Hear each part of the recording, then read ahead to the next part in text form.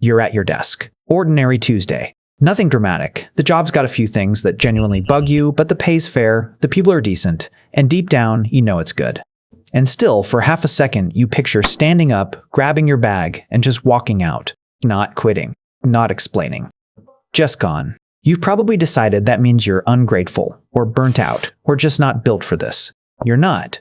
That flash of walking away is one of the oldest calculations your brain runs, and it's doing exactly what it was built to do. It just can't tell the difference between a life that's collapsing and one that's simply good enough. And to understand why your body keeps calculating an exit from a life you know is good, you have to go back to a version of you that was never allowed to stay anywhere for long. For most of your ancestors' history, staying in one place for long was never really the plan. Picture a small band, 20, maybe 30 people, camped near a bend in a river. Nothing has collapsed. The fruit trees close by are still bearing. The firewood is still within reach, and still, someone is already eyeing a ridge 3 days walk from here. Because the walk to water is getting a little longer every morning, the game near camp is getting warier, and the math is starting to shift, quietly, before anyone would call it a problem. This wasn't the exception. It was the norm. Marcus Hamilton and colleagues, in a 2016 review in the journal Evolutionary Anthropology, found that the vast majority of foraging societies moved camp multiple times every year, not because disaster struck, but because a place would gradually stop paying off. In 2017, researchers tracked this directly, publishing in the Proceedings of the National Academy of Sciences. They followed the Batak people of peninsular Malaysia across 93 days and 11 separate camps.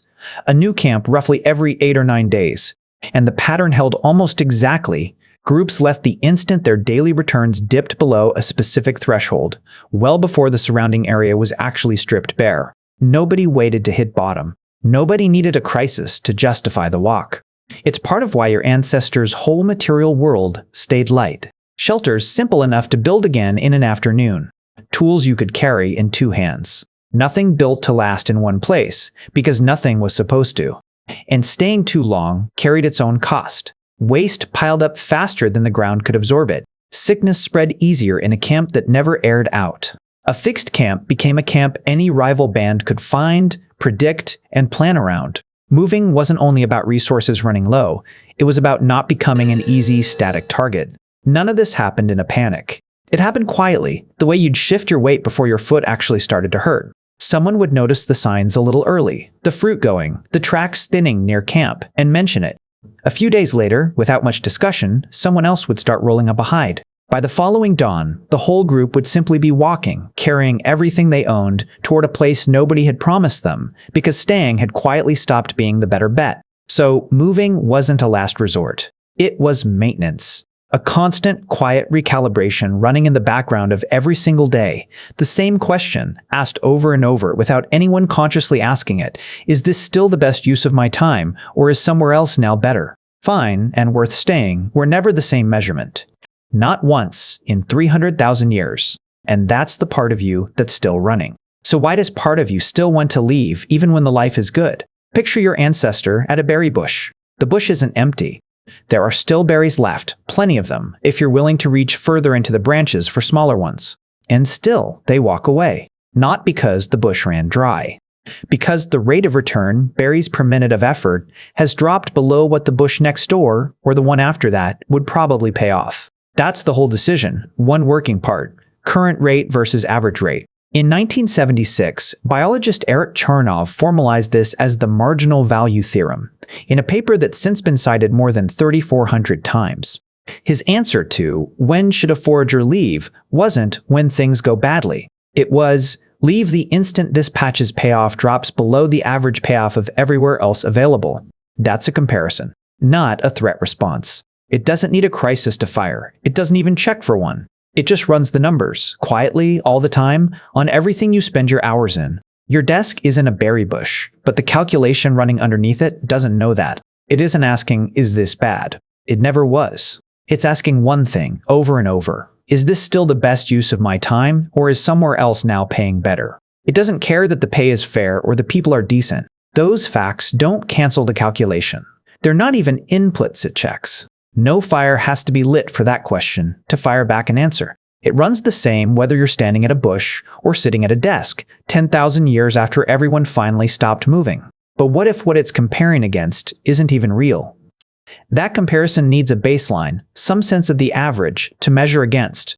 And for most of your ancestors' history, that baseline was small. In 1954, psychologist Leon Festinger, then a professor at the University of Minnesota, published Social Comparison Theory. Humans don't judge how they're doing in a vacuum. They judge it against the people around them, the only accurate information available. For your ancestors, the people around them meant something specific. 30 people, maybe 150, across a whole regional network, at the outer edge of what anyone could track. A small, mixed, deeply ordinary sample. Good days and bad days, all visible, all real. That's not the sample your brain is comparing against anymore. In 2012, researchers Huizhu Grace Chu and Nicholas Edge at Utah Valley University surveyed 425 college students on their Facebook use. The finding, the more time someone spent on the site each week, the more they agreed that other people were happier and that other people's lives were simply better than their own, not more people. The same handful of platforms, endlessly refreshed, showing you a curated cut of thousands of lives, none of them showing the boring 90%. Run that back through the math from a minute ago. The calculation doesn't know the difference between a real average and a manufactured one. It just takes whatever number it's fed and treats it as the truth about what's out there. Your baseline used to be built from maybe 150 complete, complicated people. Now it's built from an infinite scroll that only shows the good parts, stacking your one real, mixed, ordinary life against a comparison no real life could ever actually win. Here's what all of that math actually means for you, sitting at that desk. You were never comparing your job to your actual life. You were comparing it to a highlight reel, a feed built entirely out of other people's best 5%, posing as their whole existence.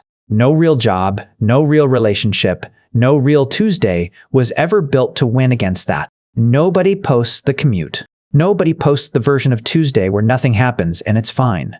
We built a species that reads different as better, almost by default. So the calculation runs, finds you short, and hands back the same answer, leave. Not because your life failed some real test, because it was measured against a patch that was never actually on the map.